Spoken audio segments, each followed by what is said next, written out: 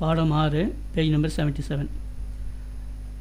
Uranium 238 என்ற தனிமம் alpha சிதைவிற்கு பிறகு உள்ள சேய் தனிமத்தின் நியூட்ரான் எண்ணிக்கையை கண்டுபிடிக்க சொல்கிறாங்க.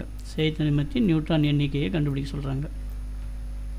ஸோ முதல்ல இந்த ஆல்ஃபா சிதைவுனா என்ன அப்படின்னு பார்த்துக்கலாம். ஆல்ஃபா சிதைவில் அணு நிறை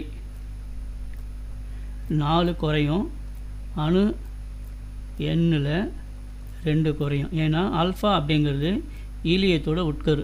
ஈலியம் தெரியும் நம்மளுக்கு, அணு நிறை 4, அணு எண் 2. ஸோ அதன் அடிப்படையில் இங்கே இதோட அணு நிறையில் இந்த எண்ணும் அணு எண்ணில் இந்த எண்ணும் குறையும். யுரேனியம் 238 அணு நிறை மட்டும்தான் இங்கே கொடுத்துருக்குறாங்க, அணு எண் இங்கே கொடுக்கல. ஸோ இது மனப்பாடமாக நமக்கு தெரியணும். ஸோ முதல்ல அந்த சமன்பாடு எழுதிக்கலாம். யுரேனியம் 238 இதோடைய அணு எண் 92. ஸோ இது ஒரு ஆல்ஃபா சிதைவுக்கு போகுது. ஸோ ஆல்ஃபா சிதைவு நம்ம இப்படியும் எழுதிக்கலாம், இல்லைனாக்கா ஹெச்இ அப்படின்னு எழுதிக்கலாம். ஸோ புக்கில் இருக்கிற மாதிரி எழுதிக்கலாம். So HE 4 2. அப்போது 238 4 போச்சுனாக்கா 234, 92 2 போச்சுனாக்கா 90.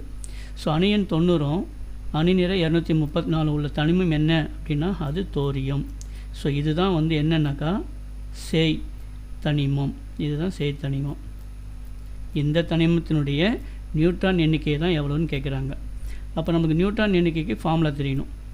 அது ரொம்ப சிம்பிளான ஃபார்முலா தான். ஸோ நியூட்ரான் எண்ணிக்கை என்பது எதுக்கு சமன்னாக்கா அணு நிறை மைனஸ் அணு எண். அதாவது இந்த 2 நம்பரையும் சப்ட்ராக்ட் பண்ண வரக்கூடிய நம்பர் தான் நியூட்ரான் எண்ணிக்கை. அப்போது சேய் தனிமம் அதாவது தோரியத்தின் நியூட்ரான் எண்ணிக்கை